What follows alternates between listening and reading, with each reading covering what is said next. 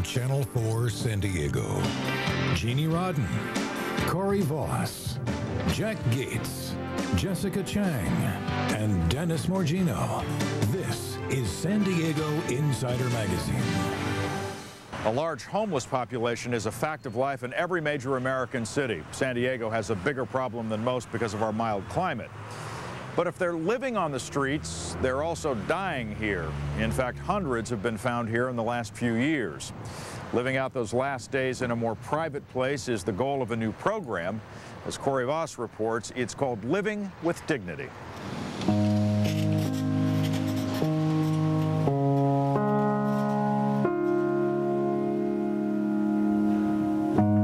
The homeless number about 10,000 in San Diego County. As redevelopment reshapes downtown, officials say the faces of the homeless are changing. Senior citizens, disabled senior citizens, and the mentally ill. And now we're seeing more and more people die.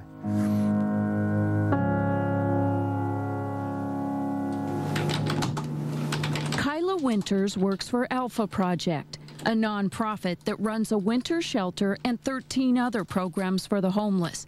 During her studies, Kyla uncovered some disturbing facts. And it just so happens that her master's thesis was on homeless mortality. What did you find? The findings were horrific. Basically, it's deadly to be homeless. You're 3.5 times more likely to end up at the medical examiner's office if you are homeless. Over a 5-year span, 447 homeless people died. On average, 90 a year. Just off busy Montezuma Road, 64-year-old James Anderson died right here on this sidewalk of hypothermia. And while the names and places change, every 4 days on average, a homeless person dies in our county. Robert Ryan's body was found here on Market Street. He died of heart disease at 74. On Palm Avenue, Frank Lubo, 58, died of pneumonia. While substance abuse causes about 45% of deaths, the other 55% include accidents and untreated illness. That's why Kyla felt the need to help. She has kept pestering me and kept on me, and we've got to do this. I want to see these numbers go down.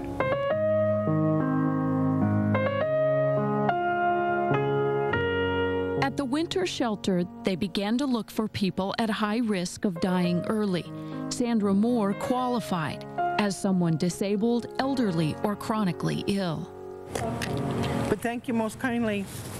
She uses a wheelchair because her spine is deteriorating. So Alpha Project got her off the street and into the Metro Hotel, single residency housing on 13th Street. Her new room is 125 square feet. So small that she has to back in her wheelchair. You know, I have my grandchildren hanging up there and my mother and father-in-law. I had a good friend give me my cross, and I'm able to kind of personalize it. She's got a fridge, microwave and sink, closet and bed.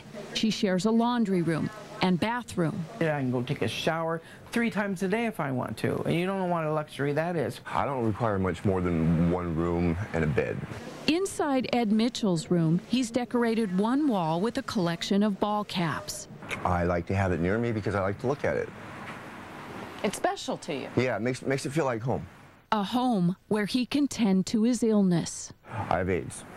It was HIV for like 9 years, and then all of a sudden T-cells dropped. I got pneumocystic pneumonia, got put in the hospital for 5 days, and that's when they re-diagnosed me as AIDS. Rent for Sandra and Ed is $461 a month. Alpha Project pays $100 of that. Their Social Security covers the rest. I'm doing all right. A caseworker oversees their care, which would expand if a client is diagnosed as terminally ill. We'll work with them to get them into hospice care for their end of life. The program Kyla helped inspire is called Living with Dignity. With dignity, the goal. Do you have that now?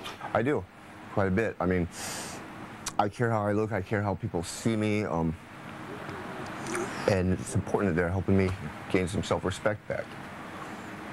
I'm so grateful and proud of what I got. A lot of people think, well, that ain't much, that little box you live in. Hey, it's my box. And I love this box.